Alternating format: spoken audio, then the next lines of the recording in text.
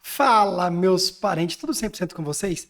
Eu sou o professor Vlad Parente, o seu professor de física, e hoje iremos corrigir a questão de número 36 da Universidade Federal de Roraima 2022. Um capacitor de placas paralelas está submetido a uma diferença de potencial de 20 volts, sendo sua capacitância igual a 10 milifarad. A distância e a área entre as placas são iguais a 2 milímetros e 10 centímetros quadrados, respectivamente. Qual a carga total no capacitor? Letra A, 200 milifarad, letra B, menos 0,2 microfarad, 0,02 farad, 0,0 ou 0,04 farad. Vamos nessa. Essa questão foi a questão que os caras colocaram ali no vestibular para você fazer ela rápido.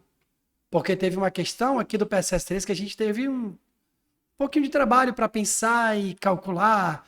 Outra que a gente teve trabalho para pensar nos gráficos.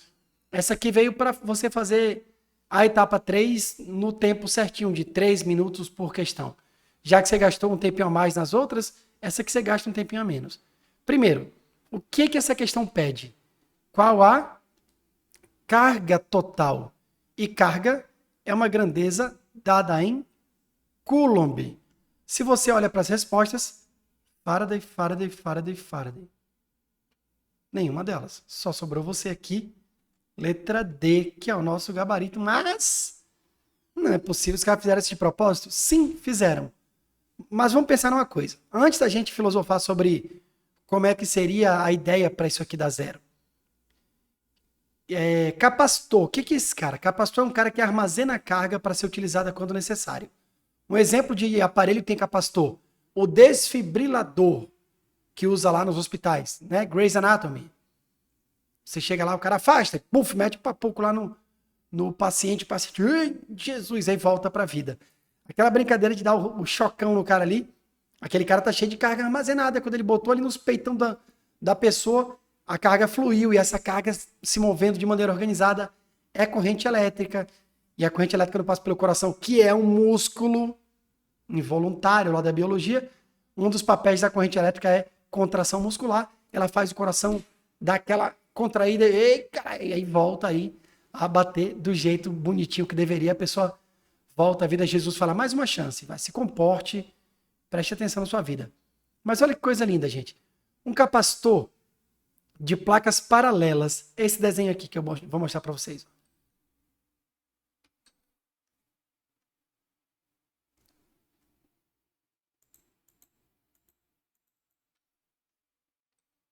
Esse desenho aí, ó. Liga ele numa bateria para ele carregar. Só que uma placa vai ser ligada no lado positivo, fica eletrizada positivamente. A outra placa vai ser ligada ao lado negativo, fica eletrizada negativamente.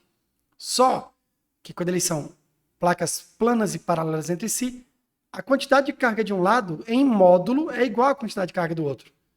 Então, se aqui desse lado, por exemplo, tem mais 20 coulombs, vamos fingir assim, carga que só gota. Esse lado vai ficar com menos 20 coulomb, é o mesmo valor, só muda o sinal. Entendeu aí?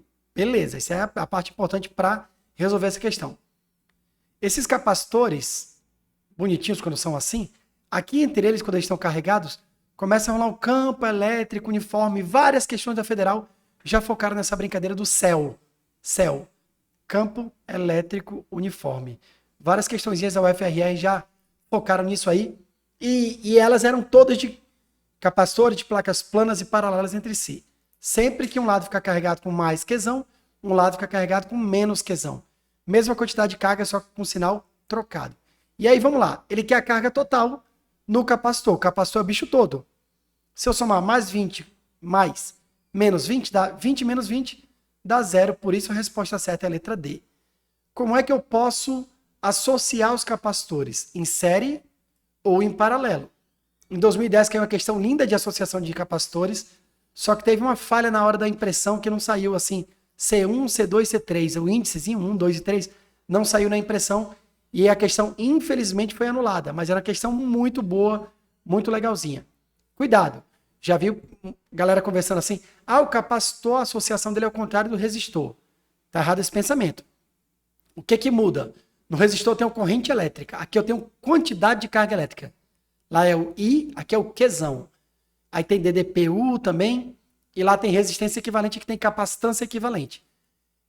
Qual é a brincadeira aqui? O que é o contrário? Só a associação quando eu penso no equivalente. Em série, resistores em série, soma tudo. Capacitores em série é o inverso da soma. Resistores em paralelo é o inverso da soma. Capacitores em paralelo, soma tudo. Todas as capacitâncias, no caso, e lá todas as resistências. Então, o contrário é só o equivalente. O resto é... no resistor em paralelo, a DDP é igual para todo mundo. Capacitor em paralelo, a DDP é igual para todo mundo. Resistores em série, a DDP se divide. Capacitores em série, a DDP se divide. Tá vendo? A parada DDP é igualzinha. Resistores em série, a corrente é a mesma para todo. Capacitores em série, a carga é a mesma para todos. Resistores em paralelo, cada um tem sua corrente. Capacitor em paralelo, cada um tem sua carga. Então, a ideia da corrente e carga mantém, DDP para um para outro mantém, só o equivalente que troca do série em paralelo do resistor e capacitor. Mas esse assunto é um assunto muito legal, é um assunto que tem em eletrostática e em eletrodinâmica. Ele está em duas partes no livro de física. Quando você for estudar pelo livro, dá um confere nessas duas partes para você ficar bem inteiradinho aí.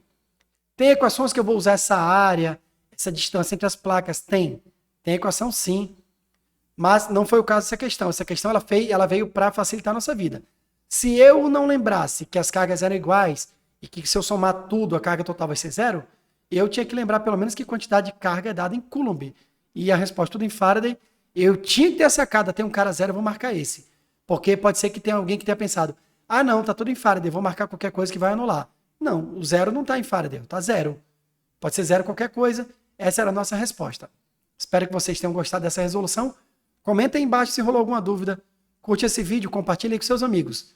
Não esquece de se inscrever no canal da Sala de Exatas e ativar o sininho para que quando a gente coloque novos vídeos, você possa correr para cá para assistir novas resoluções de questões. Invista na sua educação, seja Sala de Exatas.